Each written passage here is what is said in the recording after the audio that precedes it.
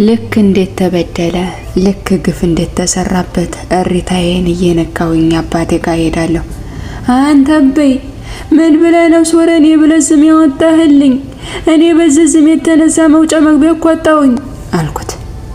አባባ አረንጓዴ ሆኖ ሲያዩት ተንከባለሉብኝ የሚለውን ሳር በትልቅ ማጭድ እያጨደ አይኑን እንኳን ቀጥ አድርጎ ሳይመለከተኝ ሶረኔ ማለት እኮ ሀብታምና ባለጠጋ እንዲሁም ውብ ማለት እንጂ እነሱ እንደሚልሽ እኮ የላም ስም አይደለም ይለኛል።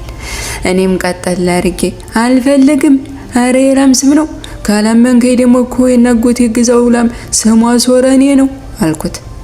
አባባም ቀበል ብሎ እንግዲህ ወይ አባትሽን አሊያም እነሱን ማመን ያንቺ ፈንታ ነው። ሶረኔ ብዬ ስም ያወጣሁልሽ አንቺ የተወለድሽ ዓመት ላም የወለደች፣ አንቺ የተወለድሽ ዓመት አዝመራዬ ለጉር ነበር አለኝ። ታሪኩን ሊያወራልኝ ሊደጋግምልኝ ከዛንልሽ ብሎ የሚያጭደውን ሰርተወት አድርጎ ቁጭ ሲል አይ አባባ አንዴ ሺህ ጊዜ ነግረኸኛል፣ እንዴት ደግሞም አልፈልግም ብዬ ካጠገቡ ቀሚሴን ሰቅስቄ ሮጥኩኝ። ሰላም አለይኩም ወራህመቱላሂ ጀማዓ እንዴት ናችሁ? በአዲስ ደስ የሚል የሶረኔ ታሪክ መጥቻለሁኝ። ለቻናላችን አዲስ ከሆናችሁ ላይክ፣ ሼር፣ ሰብስክራይብ በማድረግ ቤተሰብ ሁኑ። ቪዲዮውን ላይክ እያደረጋችሁ ጀምሩት። እንቀጥል። ታሪኬ የሚጀምረው ገና የ11 ዓመት ልጅ እያለሁ ነበረ። ለቤተሰቦቼ የአምስተኛና የመጨረሻ ልጃቸው ነኝ። አባቴ የታየውንና ፍላጎቱን አላቅም። የእውነት እንደሚለኝ ሶረኔ የሚለው ስም ውብ አበባና ሀብታም ይሁን ወይም ደግሞ ሰዎቹ የሚሉኝ ሶረኔ ማለት የላም ስም ይሁን አላቅም፣ ግን ብቻ አባቴ ሶረኔ ብሎ ነው ስም ያወጣልኝ። አባቴ ስላወጣልኝ ስሜን በወደውም በጓደኞቼ እንዲሁም በታላላቅ እህትና ወንድሞቼ ሶረኔ ይሉና አቤት ስላቸው አንቺን አይደለም ላሚቱን ነው እያሉ ስለሚያስለቅሱኝ ስሜን አንዳንዴ ጠላዋለሁኝ። ለቤተሰቦቼ የመጨረሻ ልጅ መሆኔ በመጨረሻም ከብትረኛ እኔውኑ የመጨረሻይቱ ልጅ ነው ያደረጉት። ታላላቅ እህቶቼ አንዲቱ አግብታ ትዳር ያዘች፣ ታላቋ ደግሞ በ13 ዓመቷ ለባል ተሰጥታ ሰርጓን የምትጠባበቅ ስትሆን ሁለቱ ወንዶች ደግሞ አባቴ ጋር የሚከስቡ ገበሬዎች ናቸው። እናቴ ደግሞ ጎበዝና ታታሪ የቤት እመቤት ናት። ጧት ከቤት ከብት እየነዳሁኝ ወጥቼ ማታ ማታ ለውድቅት የምገባ፣ በሳምንት አንድ ቀን ደግሞ አባቴ ከብት እየጠበቀልኝ እኔ እቤት እናቴና እህቶች ጋር ሞለበት ቀን አለ። አባቴ አንተ አትልፋ እኔ እጠብቃለሁ ስለውም እሺ አይልም። የዛ ጊዜ ገና 11 ዓመት ልጅ መጫወትና መሳቅ መወረቅ የሚናፍቅሻል፣ ሁሌ ከብት ተጠብቀሽና ከብት ተከተለሽ ሲለኝ የቤቱ ሰው እየሳቀ እንዴ ከብትረኝነት እየተያለች የምትመጣው እዛ ስትዘልን እንጂ ከብቶች ከታስራ ጅራታቸው ላይ ተቋጥረኮ ሲመሯት አይውልም እያሉ ይስቁበታል። አባቴ ልጅን ተወት አድርጉልኝ፣ አታደርቋት፣ አንዳንድ ቀን ትረፍ፣ ጠጉሯንም ማሰሪያት፣ ቀቤም ቀቢያት እያለ ለእናቴ ይደጋግምላታል። የመጨረሻ ልጅ መሆኔ አንዳንዴ ወንድምና እህቶቼ እርርብ ያረጉኝም፣ ግን እንስፍስፍ ብለው ልክ እንደ ስለት ልጅ ልክ እንደ በኩር ልጅ ይወዱኛል፣ ይሳሱልኛል። በዛን ሰዓት ገና 11 ዓመቴ ቢሆንም መልከኛና የምታምር ስለነበርኩኝ በዛው እድሜ ነበረ ባሌ የመጣልኝ የነበረው። አባቴ መጀመሪያ ትልቂቱን ልዳር ለባል ተሰጣልኝ፣ ከዛም ደግሞ ከፍ ትበልልን ይላቸዋል። ሀገራችን እልም ያለ በረሃ ቆላ ነው። እኛ የቆለኛ ልጆች ነን። አባታችንም ጎበዝ ገበሬ ነጋዴም አልፎ አልፎ ሞከር ያደርግ ስለነበረ ባሌ የሚመጣልን ከዴጋ ነው። አባቴ ደገኛና ለደገኛ ያለው አመለካከት ትንሽ እንዲህ ያለ ነው። ደገኛ ዘነፍ ነው። እንደኛ በረሃ ወርዶ ጠብር ገፍ ብሎ መስራት አይወድም። ልጆችም እንዲያስተዳደጋቸው በዚሁ ቀጥለውበት ጎበዝ ገበሬ ሴቶቹም ታታሪ እንዲሆኑ ነው የምፈልገውና ቀረብ ብላችሁ እንድታገቡ ነው የሚፈልገው ይለናል። ሀገራችን ቆላ ብቻ ሳይሆን ትልልቅ ዋሻና በረሃዎች ያሉበት፣ ሽፍቶቹ በተለያዩ ወንጀል መጥተው የሚደበቁበት፣ ለሴት ልጅ የሚያሰጋ አይነት ሀገር ነው። ማስፈራትና ማስጋቱ ግን አብዛኛውን ጊዜ ለድሃ ልጅ ወንድም ለሌላት ሴት ልጅ አባት ስለሌላት ሴት ልጅ እንጂ ለሌሎቻችን እንኳን የዛን ያህል የሚያሰጋም አልነበረም። ግን ደግሞ አንዳንዴ የባል አባት ልጅ ነኝ፣ እህት ወንድም አለኝ፣ አባት አለኝ፣ ጠባቂ አለኝ ማለት ዘበት ነው። አንዳንዴ ከፈጣሪ ያልመጣ ጥበቃ በሚሊዮኖች የሚቆጠሩ ወንድሞች ቢኖሩሽ፣ 1000 አባቶች ደጋግመው ቢወልዱሽ የፈጣሪ ነገር ካልተጨመረበት ሁሉም ከንቱ ነውና የኔም ዕጣ ፈንታ ከፈጣሪ የሆነ ነገር ሳይሆን ቀርቶ በሰዎች ጥበቃ ብቻ መተማመን ዋጋ ያስከፈለኝ። ከዕለታት አንድ ቀን ከብት እየጠበቅኩኝ 12ኛ ዓመቴ አጋማሽ አካባቢ ነበረ። ከቆላ አባቴ እንዴት ተመኘውና እንደፈለገው ባልመቶልኝ ፍጥጥሜ ቀን ተይዞለት ከብቶቼን እየጠበቅኩኝ አውዬ በጊዜ እንድትመለሺ አማቶቿ ምናልባት እናያት ብለው ካሉ ተባልኩ። በጧቱ እናቴ ነበረች እኔን እናትሽን አታፍሪ፣ ይሄን ነገር ደግሞ መሆን አለበትና በጊዜ መለስ እንድትይ አለችኝ። እኔም እናቴ ነሽ ብዬ ከብት ስጠብቅ ከዋልኩበት በረሃ በጊዜ ነበረ ከረኞቹ መሃል ከብቶችን ለይቼ እየነዳሁኝ ወደ ቤታችን ስሄድ የዳገት ላይ ጸጉሩ ጭጉፍ ያለ መሳሪያውን ያነገበ ፊቱ ጭግፍ ያለና የሚያስፈራ ሰውዬ ጋር ፊት ለፊት የተጋፈጥኩት። ሰውየውን ገና ሳየው ክው ብዬ ደንግጬ አንድ ግራ ቀኝን አንድ ወደፊትና ወደ ኋላ ተመለከኩኝ። ወደዛ ስመለከት የነበረው በምን አይነት ስልትና ጥበብ ከዚህ ሰውዬ ብሮጥና ባመልጥ የትኛው መንገድ ይቀናኛል ብዬ ነበረ። ግን ሁሉም ነገር አጣብቄ ነበረ። ከግራና ከቀኝ ጥቅጥቅ ያለ ጫካ፣ ሰው የማይገባበት፣ ሴት ልጅም ደፍራ ካልሆነ የማትገባበት የማታልፈው አውሬ ይበዛበታል የሚባል ትብትብ ያለ ጫካ ነበረ። እዛ ቦታ ላይ ከብቶችን ቶልቶሎ እየነዳውኝ ከዛ ጫካ ቶሎ ለመውጣት እየተጣደፍኩኝ ነበር እዚህ ሰውዬ ጋር የተገጣጠምኩት። ወደ ኋላ በመለስም ዥው ያለ ገደል ነው። በዛ ላይ ቢከተለኝ በአንድ እርምጃ ይይዘኛል። በዛ ላይ ደግሞ ጓደኞቼንም በጣም ርቄ ስለመጣሁኝ ብጮህም ብሮጥም ማንም አይደርስልኝም። ሰዓቱም ምናልባት በአሁኑ ግምት 11 ሰዓት አካባቢ ይሆናል። ይሄ ሰውዬ ነይ ወዲህ ብሎ አይኑን አጉረጠረጠብኝ። እኔም በፍርሃት እየተርበተበትኩኝ ነበረ። ጠጋ ብዬ አቤት አልኩት። የማነሽ ብሎ ጠየቀኝ። እኔም አባቴን ከናያቱ ነገርኩት። የናጅሬ ነሻ ብሎ እያዟዟረ ተመለከተኝ። አንዴ ወደፊት አንዴ ወደ ኋላ እየተመለከተ እንደሚያልፈኝ ብሎ በቃ ሂጂ አለኝ።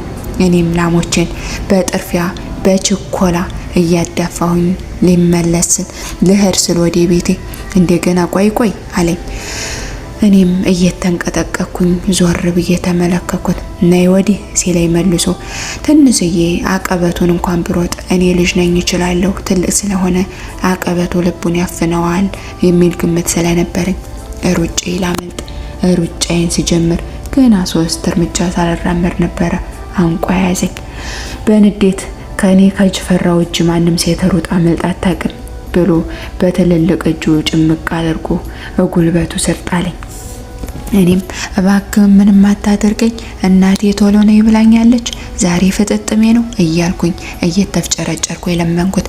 ልመናዬ ምንም እንደማያመጣ ግን ወደው ነበረ የገባኝ። የዚህን ጊዜ የነበረኝ አማራጭ ምናልባት የሚሰማኝ የሚደርስልኝ ሰው ይኖር ይመስል እሪታዬን ነካሁት። እሪ ብልም አፌን ቶሎ ብሎ ልኩም አድርጎ ያዘኝ። አይኔ እያንጋጠጥኩኝ ወደ ላይ ከፍ ከፍ ብለው የተገተሩትን ከብቶችን ተመለከኳቸው።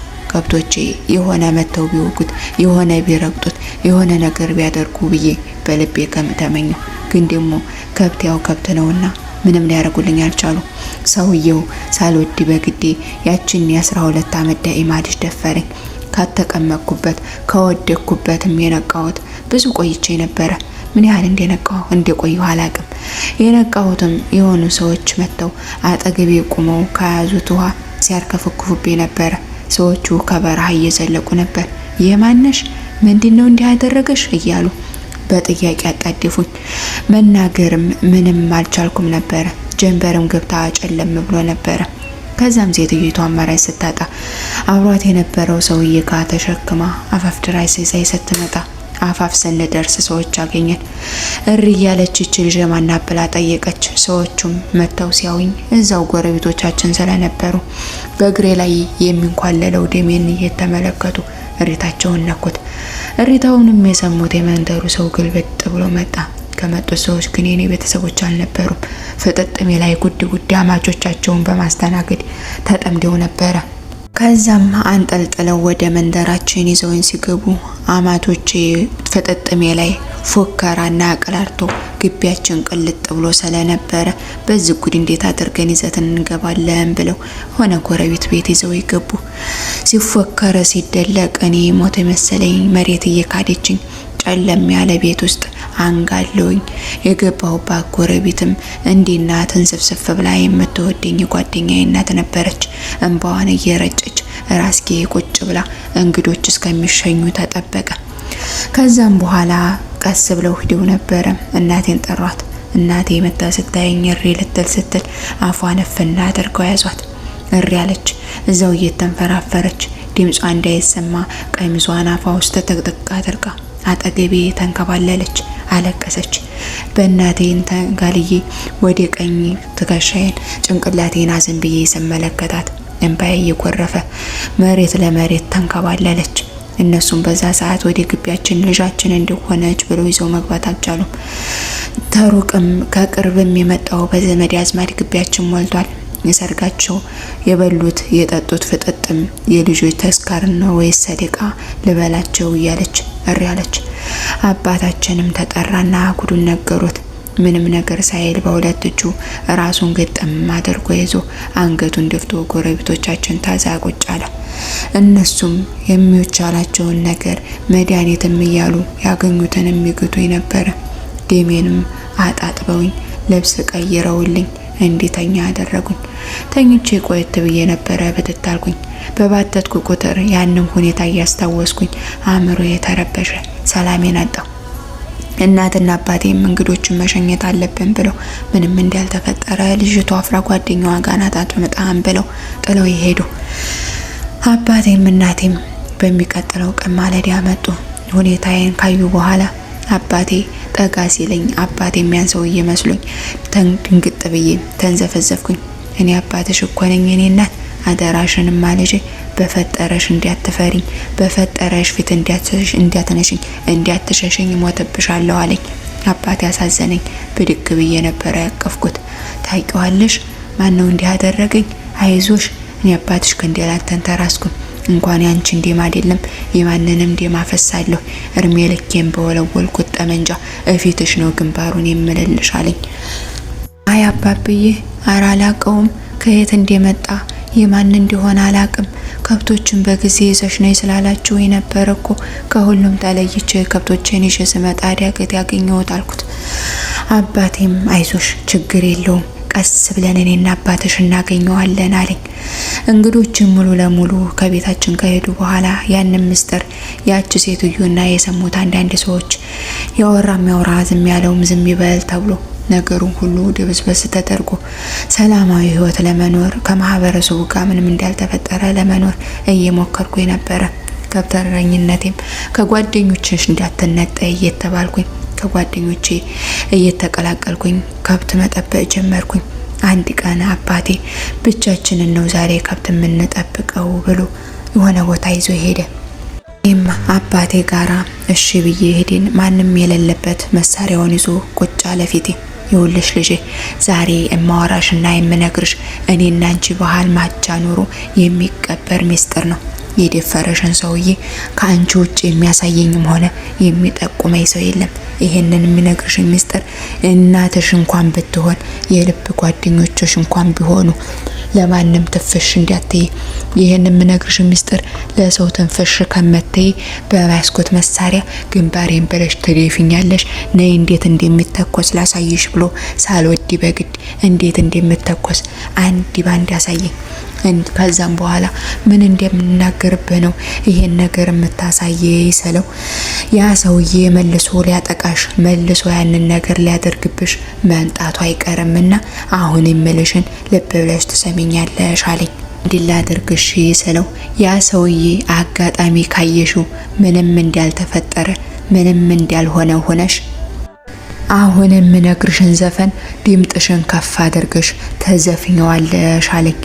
አባቴ ምን አይነት ዘፈን ነው ስለው እሱም እንዴት ዝብ ያለኝ ድምጥሽን ከፍ አድርገሽ እየጮሽ ሶረኔ ሶረኔ ሶረኔ ሶረኔ ወርጃለሁና ነይ ውረጂ እንደኔ እያልሽ አዚምልኝ አለኝ።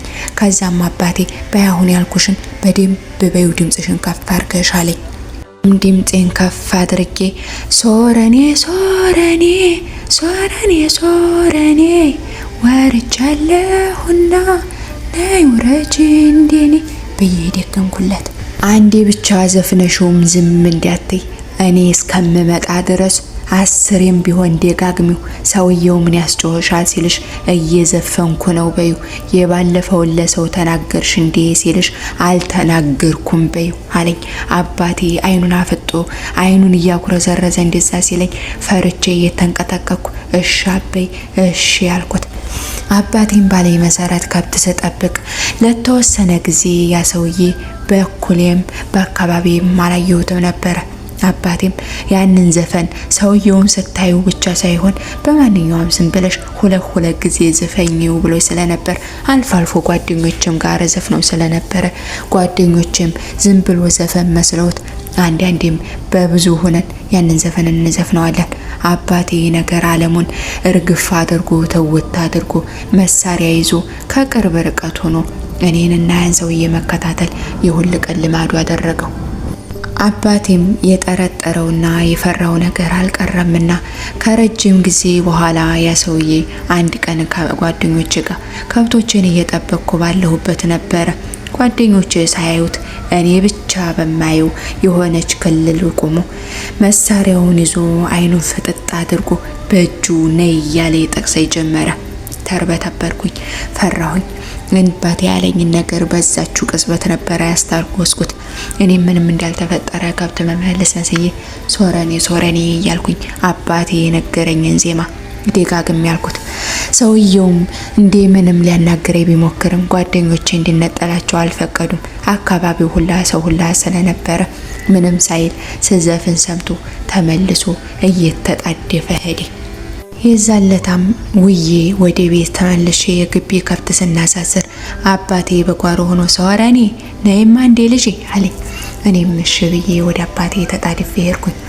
አባቴም ገና አጠገቡ ህድት ስል ሰየኔ አበባ ብሎ ከግንባሬ ላይ ሳመኝ። እንዴ አበይ ምን አድርጌልህ ነው የምስመኝ አልኩት። ዛሬ የሰራሽው ስራ አንድ ፍንጫ ሲዞኛል። እኔ አባትሽ የታባቱ እንደጠደፈ እንደደፈጠ አይቼዋለሁ አለኝ። ከወብዬ ቀረው። እንዴ አበይ ሰውየው እኮ ቶሎ ነው የሄደው። ደሞስ እንዴት አየሁ መሽኮ አልነበርክም እኮ አልኩት። እኔ አባትሽ ያን ጊዜ እንዲያስፈልቸሻለሁ ለእንግዲህ እኮ ጥላሽ ነኝ። መልሶም ከመጣ ዝም እንዲያተኝ አለኝ አይኑን እያቁረጠረጠ። እንደዚህ ሲለኝ እህቴ ከኋላ ድንገት መጣች። ምን እያደረጋችሁ ነው ስትል አባቴም በሉ ከብቶቹን አስተሳስሪያትና ወደ ውስጥ ግቡ አለን። የዛን ሰሞን የእህቴ ሰርግ ስለነበረ ሁሉም ጥድፍ እያለ ነበር። የእህቴም ሰርግ 4 ቀን ሲቀረው ነበረ። እንደዚሁ ከብት እየጠበቅኩኝ አጅሬ ሰውየው ከሰዎቹ መሃል ነይ ብሎ እንደለመደው ከሩቅ ሆኖ በእጁ ጠቀሰኝ። አለበለዚያ ግን እያለ በእጁ እያቀጣ መሳሪያውን ያሳየ ጀመረ። ከጓደኞቼ ነጠል ብዬ እንደለመድኩት እየዘፈንኩኝ ወደ ሰውየው ደፈጥ ብዬ ሄድኩኝ። የዚህን ጊዜ ያንን ዘፈን ስዘፍነው ምን ያስለፈልፍሻል አለኝ አይኑን እያጉረጠረጠ። አረ ዝም ብለን ነው ጓደኞች ጋር ስለምንዘፍ ነው አልኩት እየተርበተበኩኝ። የዚህን ጊዜ ነበረ አንድ በሰፈራችን የመንደራችን ጓደኛችን የሆነው እረኛ ከሩቅ የጠራኝ። እኔም በድንጋጤ እየጠሩኝ ነው ብዬ ሄድኩኝ። ለእንግዲሁ ስጠቅስሽና ስጠራሽ ወዲያ ሳትይ ነይ ቶሎ አለኝ። እኔም እሺ ብዬ እየተርበተበኩ ካጠገቡ ሄድኩኝ። የዛንም ለታ ውለን ወደ ቤታችን ስንመለስ አባቴ ያለ ወትሮ አምሽቶ ስለነበረ እናቴ ምን ነክቶህ ነው እዚህ ሰርግ እየደገስኩ እዚህ ደግሞ ባንተ ሐሳብ ልሞት የት ሄደህ ነው እስካሁን ያመሸው ብላ ተቆጣች። ከዛም በኋላ አባቴ አይ አንድ ወዳጅ ጋር እኮ ሀጃ ይዞን ነው ያመሸሁት እንጂ በሌላ ነገር አይደለም ማለት። የዛንም ለታ የእህቴ አጫዋች ሰርጓ ላይ ሲዘፈን ሲደለቅ አደረ። አባቴ አድርጎት የማያውቀውን የዛለታ ከቤት ወጥቶ እኛ ጋራ ወጣቶቹ ወሬዎቹ ጋራ ወጥቶ ሲጨፍርና ሲቦርቅ ላየው። ገና ጎረምሳ እንዲፍሬ ልጅ መስል ነበር። እናቴ ከውስጥ ሆና አረ በጉድ ወጣው ይሄን ሰውዬ እንዲበሉልኝና ግባ በሉት እያለች ተቆጣ ነበር። እኔንም እህቶቼንም አባቴ እኔ አባታቸው ነኝ ወዳጃቸው እያለ በየተራ እያያዘን ስንጫወት አደርን። በሚቀጥለውም ቀን ማለዳ ነበረ ከአፋፍ በኩል እሪታው እንደ ጉዴ ነጋው። እሪታው ሲሰማ ሁሉም መንደረኛ እየተንጋጋ ወደ አፋፍ ሲወርድ እኛም የቤቱ ሰው ንቅል ብለን ወረድን። ምንድነው ሲባል አፋፍ የሆነ ሰው በአውሬ ተበልቶ ተገኘ የተባለ።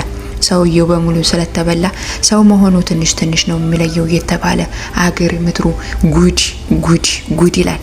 እኛም ሄደን እዛ ተሰበሰብንና የማን ነው ምንድነው እየተባለ ሄደን ተደርድረን ሬሳውን ከበማያን ጀመርን። ሬሳውን ጉድ እየተባለ ሲታይ አባቴ የማን ይሆን እንዲያው ምን ጉድ ነው የተፈጠረው እያለ ሄዶ ሬሳውን የተሸፈነውን ግልጥ አደረገው። ከው ብዬ ነበር የደነገጥኩት። ፊቴ የተንጋለለው ሬሳ የዴፋሪ ነበር። አባቴ አንዴ ሬሳውን አንዴ እኔን እየተመለከተ አቤት አቤት አቤት አቤት አውሬ በልቶት መውበል አባለለው አቤት አቤት አቤት እያለ አገሬው ጋር ጉድ ጉድ ጉድ ያለ። እኔ ደንግጬ የምለው ጠፍቶብኝ ዝም ብዬ ተመለከኩ።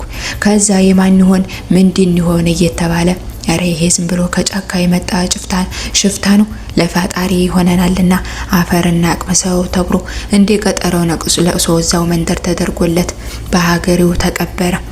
ከቀብር ምላሽ አባቴ ጠራኝ።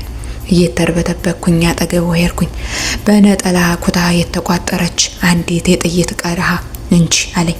ምንድነው ስለው ፍችናዩ አለኝ። አባቴ አይኑን አፍጦ ነበረ። ፈትቼ ሳያጣየት ወይም ደግሞ ቀለሃ ነበረች። እኔ አባትሽ እያለሁ ዴምሽ ከልባ ሆኖ አይቀርም። ምንም ቢሆን እኔ አባትሽን ነበረ መጀመሪያ መግደል የነበረበት አንቺን ልጅን ሳይነካ። እኔ አባትሽ እኮ ቃል ሰጥቼሽ ነበር። ባለፈው ለታ ተከታትዬ ሄጄ አይቸው ስለነበረ ሄጄ ደፍቼው ገደለው ተብዬ በዛ አይነቱ ቆሻሻ ወይኔ የማልገባምና ለአውሬ ራት አደረኩት አለኝ። አባቴ ፈረቸው ሰንቀጠቀጥ አትፍሪ የኔ ልጅ ሆነሽ እንኳን ፈራች ፈሪ በሄደበት ሄደች እንዲባል አልፈልግም።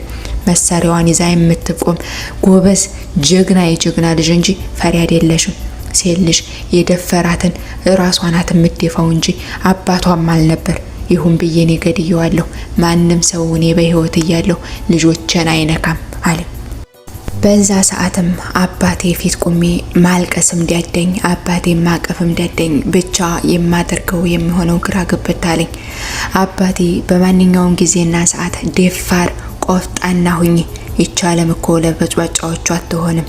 እኔ አባትሽ በፍቅር ለስለስ አርጌ እንደ ሴቶቹ ብቻ ሴት ሆነሽ ደጊልኝ ብዬ አልኩት። በአውሬዎች ተበይብኛለሽ ብዬ እኮ ስላላሰብኩት እንጂ ገና ከጧቱ ደፋር አውሬ እንድትሆኚ ወንድ እንድትሆኚ አድርጌ አሳድግሽ ነበረ። በይ ደግሞ በተነጋገርነው ባወራነው መሰረት ይሄ ሚስጥራችን እንዲያለሁኝ ሳልሞት ለአንድ ሰው ተፈሽ እንዲያትይ ግን ወደፊት እኔ ከሞኩኝ ላሻሽ ሰው ታዋሪዋለሽ። እስከዛው ግን እኔና አንቺ ጋብቻ ሚስጥር ሆኖ ይቅራልኝ። እኔም ለአባቴ ቃል ገብቼለት ምንም እንዳልተፈጠረ ሁኜ ወደ ቤተሰቦቼ ስመለስ እንዳልተደፈረች ምኗም እንዳልተነካ ሴት ሁኜ ነበር የተመለስኩት። እኔ እንጃ ብቻ የሆነ ነጻነት የሆነ ጩህ የሚለ የሆነ ዴሜ ከልባ ሆኖ አልቀረብኝም፣ ተመለሰልኝ። ክብሬ መልሶ በእጄ የገባልኝ ነበረ መሰለኝ። የእህቴም ሰርግ ደርሶ ማንም ምንም እንዳልተፈጠረ የሞተውም ሰው ዘመድ ስላልሆነ ያዘነም የቆረመተም ምንም ያለም አልነበረምና የእህቴም ሰርግ ድል ተደርጎ ተደግሶ እኔንም ያጩኝ ቤተሰቦች መተው ሰርጉ አለፈ። አባቴ እዚህ ጋር ደግሞ ያንን ነገር ያልፈውም ሌላ ቀበት አለበት። የዚህ ልጅ ቤተሰብ ያባወራ ልጅ ናት ብዬ ልጄንም ምድርላቸው እንዴት አድርጌ ነው የሚል ፍርሃት ውስጡ አለ። እናቴ እኔ በሌለሁበት ስታደብቃ ስታለቅስ ደጋግሜ አይቻታለሁ። በገጠርና በዛን ዘመን ባደግንበት ማህበረሰብ ውስጥ ያለ ክብሯ የተገኘች ሴት ልጅ ምን አይነት ዋጋ ትከፍል እንደነበር የታወቀ ነው። ቢነግሯቸውም እንዴት ደብቃችሁ መጀመሪያ እስከ ፍጥጥም ተብሎናላችሁ ይላሉ። ዝም ቢሎም ቢናገሩም ግራ የገባ ነገር ስለሆነባቸው ቤተሰቦቼ እስኪ ቆይ ትንሽ ጊዜ ለፍና ሁሉንም በሂደት እናደርገዋለን ብለው ዝም ብለው ተቀመጡ። እኔም እገሌ እኮ ድንግላታ ሄደች የሚባል ነገር ከሩቅ የምሰማው፣ ሴቲቱ ብዙ ዋጋ ከፍላ በማህበረሰብ ተገላ በቤተሰብም ተንቋሻ ቢሆንም የምሰማው፣ የኔ ቤተሰቦች ደግሞ የደረሰብኝን ያያቃሉ ያያሉ። እንደነዛ ቤተሰቦች የሚያረጉ ቢሆኑ አባቴም በሰዎች ደሙን ባላጨማለቀ፣ እኔም ደግሞ ይሄ ነገር ባልተጋፈጥኩኝ ነበር ብዬ አስባለሁኝ። ህይወት የምታደርገውን አማቶቼ የሚፈጥሩትን ነገር ደግሞ ምን ይሆን የሚል ስጋት ውስጥ ቁጭ ብሎ የሚሆነውን ነገር ደግሞ እናያለን ተብሎ የሰርግም ጊዜ እየተቃረበ የኔም ጭንቀት በዛው ልክ እየጨመረ ነበረ።